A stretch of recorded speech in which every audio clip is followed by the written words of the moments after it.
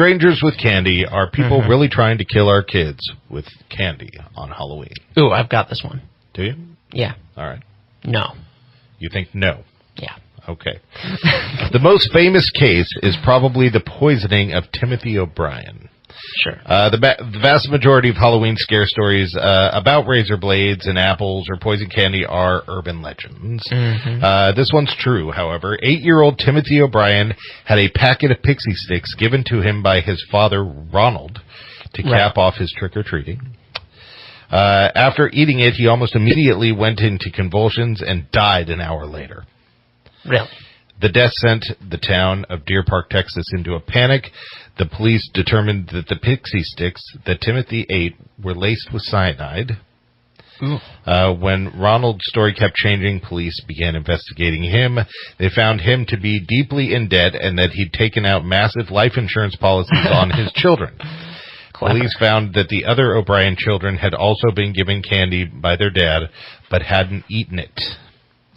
Ronald O'Bryan was found guilty of murder, sentenced to death, and executed in 1984. This is one of the real ones. Another time. Okay. Another nail in the box of Halloween candy is Helen Fell intended to we don't know if she intended to do a national panic or not. But in 1964, the bored housewife, Helen Fell, tired of kids she thought were too old to be trick-or-treating, handed out labeled with a skull and crossbones, buttons of arsenic and poison, as well as dog biscuits and steel wool pads to the neighborhood kids. She told the kids that it was a crappy joke, but she ended up pleading guilty to child endangerment. Right, and there's also, I think before that, there was a guy who was handing out Halloween candy laced with laxatives, which I think is the closest you get to the essential myth of this, which is, yeah, there have been, people who have poisoned kids they knew. Who hasn't wanted to poison a kid at some point? But, the essential quality of this myth is that strangers are handing out, dangerous candy that could kill children to just whoever. And that's not really a thing. Well, we've just heard two that are.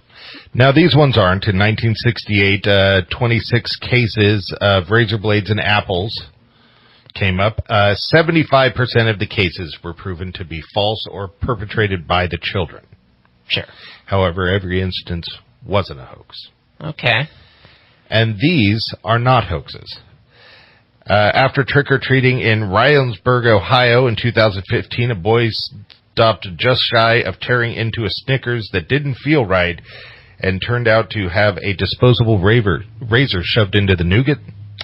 In 2015, a girl in Toronto bit into a chocolate bar to find a razor. She was the third kid to find a stabbing weapon in her Halloween loot that year. Kids in the Upper Breeches area of the city found a needle and a thumbtack as well. In 2013, a 12-year-old Pennsylvania boy opened a miniature bag of M&Ms to discover a 1-inch disposable razor. The package didn't seem tampered with, so they're figuring it actually happened in the factory. The boy was unable to pinpoint which house the candy came from, quoted as saying, "I don't know which house I got them from because every other house I think I got a pack of M&Ms." So, And two children in Manistee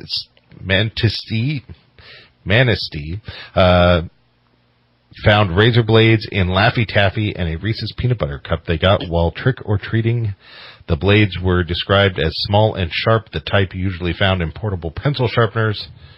The two children aren't related, but live in the same neighborhood. Okay, well, I guess I stand corrected. Well, you don't, really. I mean, statistically, it's just like anything else. We are looking at an insanely small demographic, a small portion of the amount of candy that's actually given out to these kids. This is actually pretty small, Right. I mean, there's a lot of crazies out there, don't you think? And to the best of my knowledge, no one has ever died or been seriously injured by candy from What about that one kid that choked to death on a dog biscuit and steel wool? Well, all right, that didn't happen. Yeah, exactly. And the other one, the Pixy Stix one, that's not a stranger. That's a guy killed by his dad. I'm like, we all know we can't trust our dads. Yeah, well, this is the saying that I use on a regular basis, and that is that the problem with being paranoid is every once in a while you're right. Sure. Because when it comes to anything, every once in a while you're right. Mm-hmm. Now, am I saying that you should send your kids out and not check their candy? No, I'm not saying that. Should you, be safe with your lives and so on and so forth? Yeah. But, you probably shouldn't live in a world of fear, for the sake of the situation. The real danger is probably the average trick-or-treating kid can consume around 3 cups of sugar or about 7,000 calories in candy that evening. For context, that's 675 grams of sugar, or the same as chomping down on almost 169 standard sugar cubes. Yeah. And American kids eat about 3/4 of a cup of sugar a day. Yeah. So, if you really want to get concerned about your kids' treats, that's probably where you should... I feel fine about that information. Well, yeah, you do. You're naturally thin. Yeah, that's true. You're not going to die from obesity. Well, unless you really go for it. No, if you really just commit yourself... Is that a challenge, yeah. Chauncey? I can make this happen. Right. If you put your mind to it, I'm sure that... No, I can't. I get full real easily. I can't stand that. Yeah. So, here in our town, I've never heard of anything like that happening. No. But I have to say it makes for some great horror films. It does. Wait, has there been a horror film about, kids dying because of poison candy or whatever? That tends to be little side stories, like in Night of the Demons. It was a side story where the wife, the old man put a bunch of razor blades and apples to hand out to kids. Nice. But none of the kids wanted the apples. So the next day the wife made him an apple pie, and he's sitting there eating it, and he finds out that those were the apples that the kids didn't want, and he ate them, and then they start cutting through them, and that's the Just Desserts ending of... Just Desserts, I see what you did there. Yeah, not bad. I'm sharp. So so I am curious, though, how many of you out there are really concerned, about this. To be honest, since I was a kid, I've been hearing, this is a myth. I don't think I've ever seriously had someone say to me that this was a worry. Well, I don't know. Fear-mongering is at an all-time high. True. Because it gets good ratings. So, I don't know.